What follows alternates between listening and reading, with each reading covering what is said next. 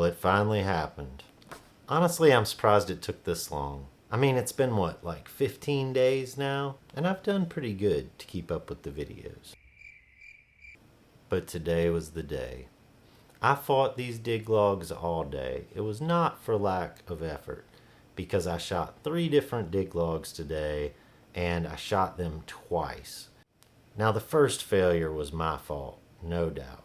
I forgot to turn the microphones on, a pretty common mistake for me. But the second fail.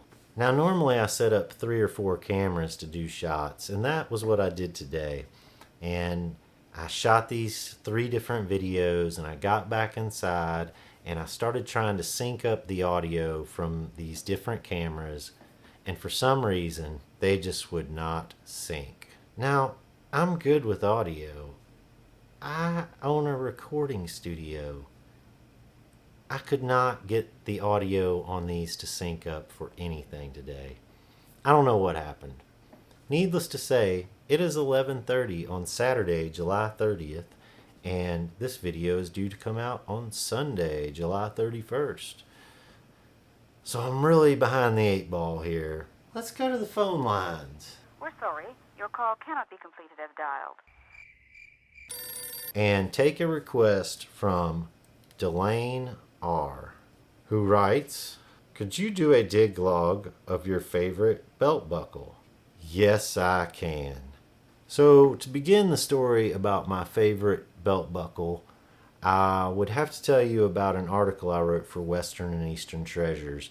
And this was an article entitled, "I Hate to Say It, But I Told You So." And I wrote this article, it was published in March of this year, 2016. And the article was about me finding a field that I thought might have relics in it. And other relic hunters told me there was nothing there, but the farmer said there was. And he was right. And I'll tell you some more about that field in tomorrow's dig log, because I'm going to tell the story I was going to tell today about this belt buckle and all the relics that came out of that field.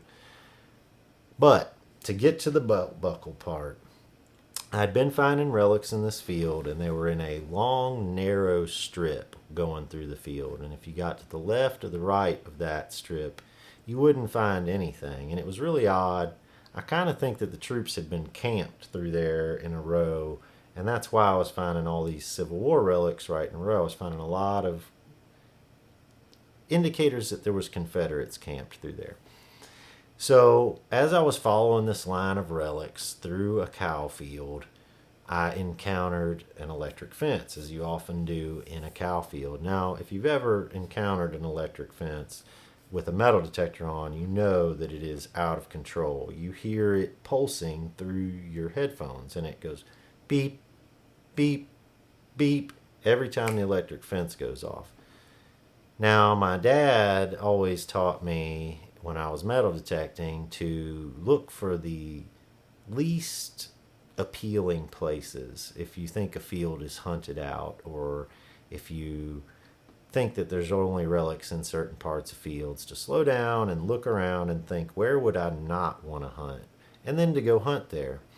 And that is a good technique if you think a field's been hunted out, or if you aren't finding things like you used to in a field, the finds are petering out. So anyway, I went to this electric fence, and I turned the power all the way down on my Nautilus, and I started hunting under that fence. And I heard beep, beep, beep, beep, beep, brr.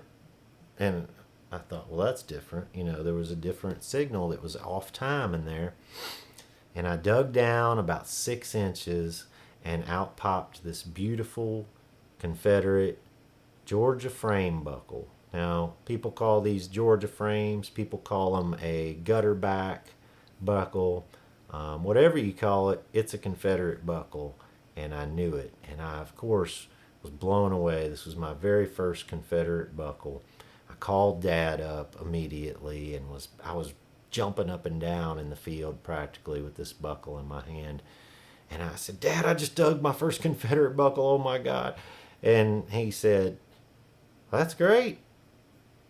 get back to hunting. And he was right. There was a lot of other relics right in that same area, which I'll show you guys tomorrow. But I wanted to answer Delane R's question today. What is my favorite buckle?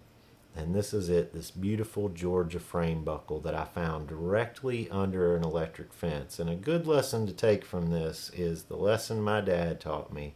When you go into a field and you think it's hunted out, look for the last place you would want to hunt and hunt it, because you're very likely to find something amazing there that everyone else has left behind. All right, guys, I hope you enjoyed today's episode of The Daily.